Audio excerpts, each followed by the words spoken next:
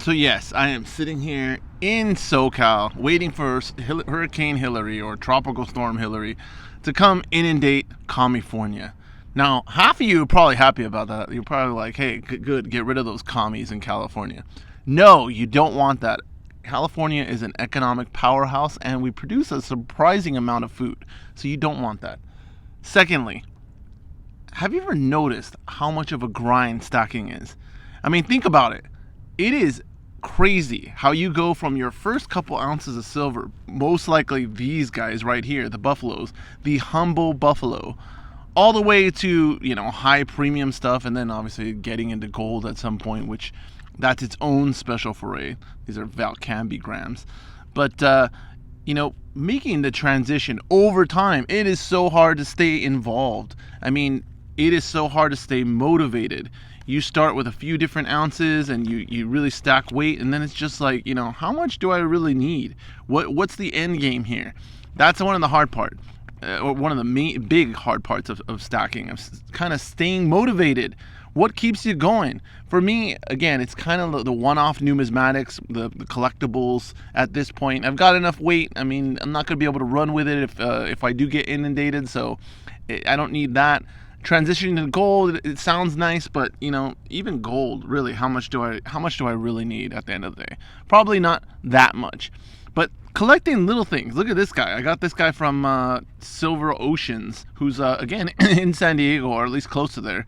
And he's gonna get hit with the storm before I do. So we'll see if he's underwater when that time comes. But even these guys, look at this George Washington coin. I mean, pretty nice coin, pretty collectible. And then I got this one from the coin shop, which again, same kind of thing, but a proof version. But I've heard that the more desirable is the regular one. I forget who told me that. One of the commenters told me that. But it's just so interesting. Again, these are all things that you learn along the way. And who do you learn from? You learn from the stacking channels. Now, a good majority of you started off in the coal. What coal?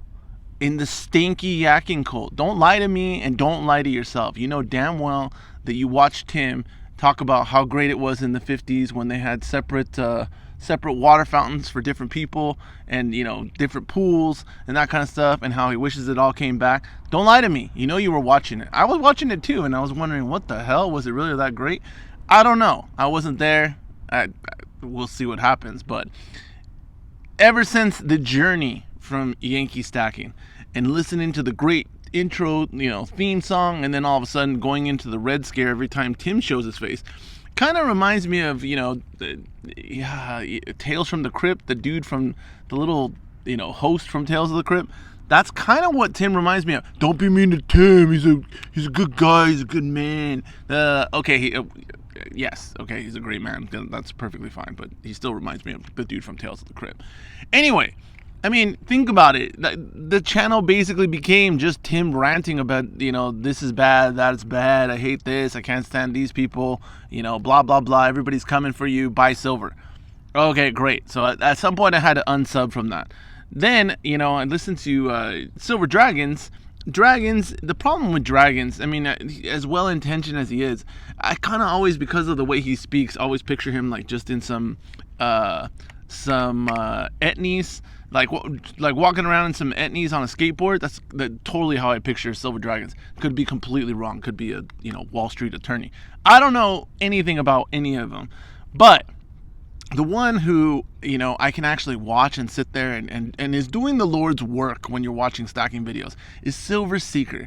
Every time I watch the Seeker, I feel kind of like his proud grandma, like, look at him out there, good job Seeker, you're doing a good job, keep Granny proud. That's how I feel when I'm watching his videos. I'm like, okay, he's trying real hard, he's wearing that dirty SD Bullion shirt, and God bless him, everybody give him credit, he's doing a good job. But I mean, think about it. There's so much out there as far as the smaller stacking channels that that really give you a laugh and really teach you a lot about what it is to be a stacker.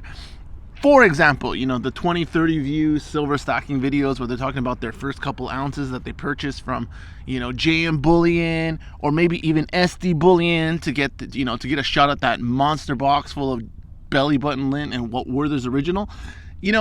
again, I've never heard anybody win it except that one tired call that they had the first version of that commercial.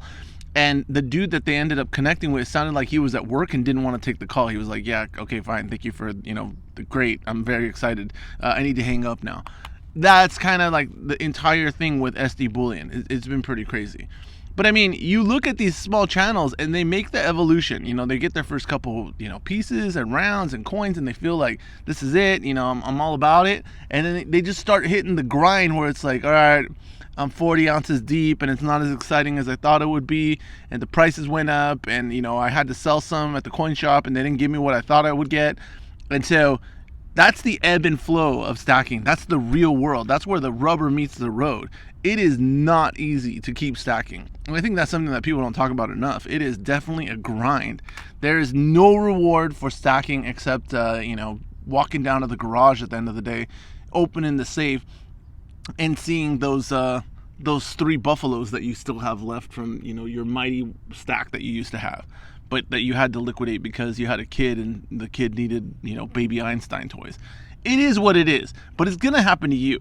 It happened to me. It happens to everyone. You lose the spark for stacking, at least as far as weight goes, and you start getting in, going to the darker side and buying higher premium stuff. You ask any regular stacker and they're gonna be like, you shouldn't be buying that crap. It's a waste of money. Yes, it is, unless you're willing to hold on to it and you're willing to find a buyer that's desperate enough to buy it. Me, I'm neither, but I still buy it because, again, it's kind of like an addiction at this point. But you as well will fall into certain vices. It is what it is. Enjoy the stack. Enjoy the video.